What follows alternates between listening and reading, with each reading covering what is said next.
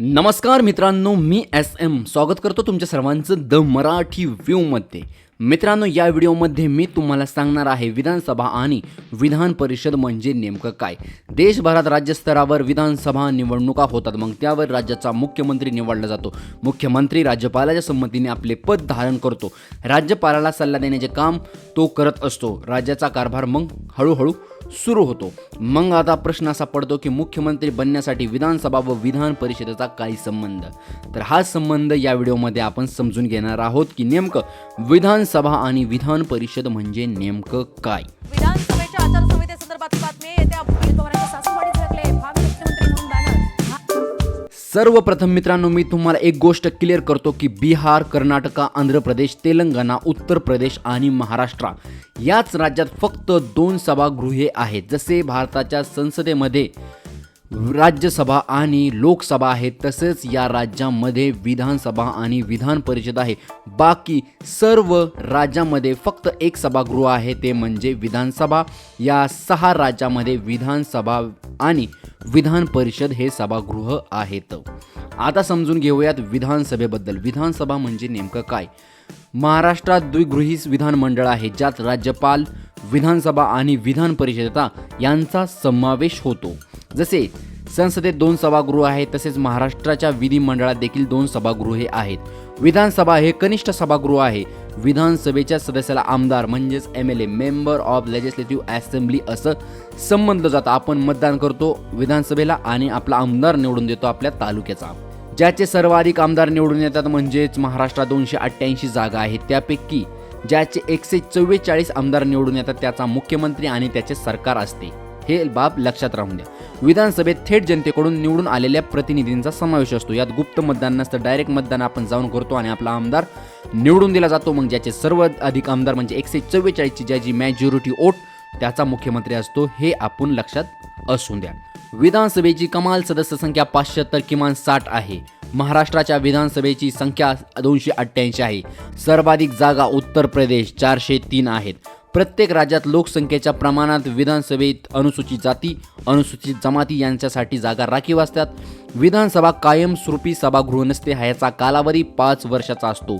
विधानसभा विसर्जित करण्याचा अधिकार राज्यपालांना असतो. 5 वर्षाचा कालावधी पूर्ण होण्याआधी विधानसभा विसर्जित करून निवडणूक घेण्याचा अधिकार राज्यपालाला दिलेला आहे. विधानसभेतील सदस्यांपैकी एकाची सभापती आणि दुसऱ्याची उपसभापती म्हणून निवड केली जाते. जसं लोकसभेमध्ये अध्यक्ष आणि उपाध्यक्ष असतात, तिथे तसंच विधानसभेत सभापती आणि उपसभापती असतात. तर तुम्हाला विधानसभेबद्दल समजलेच असेल. तर आता समजून घेऊयात विधान परिषदेबद्दल. मी सुरुवातीला जो उल्लेख केला, फक्त या 6 राज्यांमध्ये विधान परिषद आहेत. बाकी सर्व राज्यांमध्ये फक्त एक सभागृह आहे, ते म्हणजे विधानसभा. आता विधान परिषदेबद्दल समजून घेऊया. भारतीय संविधानाच्या अनुच्छेद 171 मध्ये विधान परिषदेबद्दल तरतुदी देण्यात आलेली आहे. केंद्रात ज्याप्रमाणे राज्यसभा वरिष्ठ सभागृह असते, त्याचप्रमाणे राज्याच्या राजकारणात विधान परिषद हे वरिष्ठ सभागृह म्हणून ओळखले जाते. पण वरिष्ठ सभागृह जरी याला मानलं असलं तरी याच्याकडे खूपच कमी अधिकार आहेत राज्यस्तरावर.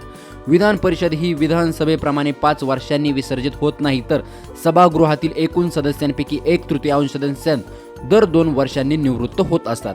राज्यात विधानसभेत 288 सदस्य आहेत, तर विधान परिषदेतील सदस्य संख्या 78 इतकी आहे. संविधानातील तरतुदीनुसार कोणत्याही राज्यातील विधान परिषदेतील सदस्य संख्या किमान 40 असावी, तर कमाल सदस्य संख्या ही विधानसभेच्या एकूण सदस्यांच्या 1/3 इतकी असू शकते. याचा अर्थ महाराष्ट्रात विधान परिषदेची सदस्य संख्या जास्तीत जास्त 96 पर्यंत वाढवता येऊ शकते. आणि याच्या व्यतिरिक्त अजून वाढवायचे असेल तर त्यासाठी कोणतरी नवीन मतदारसंघ तयार करावा लागेल विधानसभेमध्ये. तर ही नंतरची गोष्ट आहे. महाराष्ट्राच्या विधान परिषदेत एकूण 78 सदस्य आहेत. आता त्याची निवडणूक कशी केली जाते.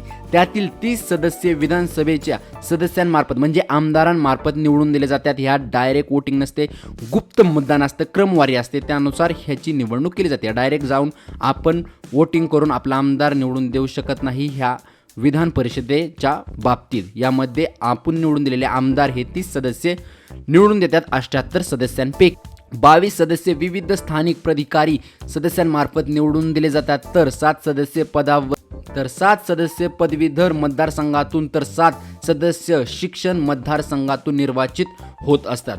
या व्यतिरिक्त 12 सदस्य हे राज्यपालाद्वारे नामयुक्त केले जातात. म्हणजे वाङ्मय, शास्त्रकला, सहकारी चळवळ आणि समाजसेवा यामध्ये विशेष ज्ञान किंवा व्यावहारिक अनुभव असलेल्या व्यक्तींना राज्यपाल ह्या पदावर निवडू शकतात, त्यांचे नामनिर्देशन करू शकतात. म्हणजे असे 78 आपले विधान परिषदेचे आमदार निवडून दिले जातात. ते 288 प्लस हे 78 असे संपूर्ण आमदार निवडून दिले जातात. विधानसभा निवडणुकीप्रमाणे विधान परिषदेची थेट निवडणूक प्रक्रिया नाही. राष्ट्रपती निवडणूक, सिनेट यांसारख्या निवडणुकीसाठी पसंती क्रमांक पद्धत इथे वापरली जाते. निवडणुकीसाठी जितके मतदार उभे असतील तेवढ्या उमेदवारांना पसंती क्रमांक देता येतो. संबंधित मतदारसंघाची मतदार संख्या आणि उमेदवार यांच्यानुसार निवडणूक आयोग एक कोटा निश्चित करत असतं. कोठ्या एवढी प्रथम क्रमांकाची मतं मिळवणारा उमेदवार विजयी असतो.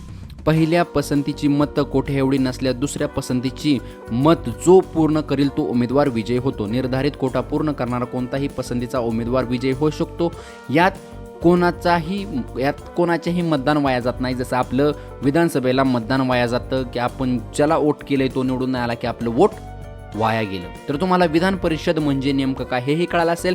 आणि मी सुरुवातीला सांगितलं की विधानसभा म्हणजे नेमकं काय, हे दोन तुम्हाला समजलं असेल. विधानसभा आणि विधान परिषद म्हणजे नेमकं काय.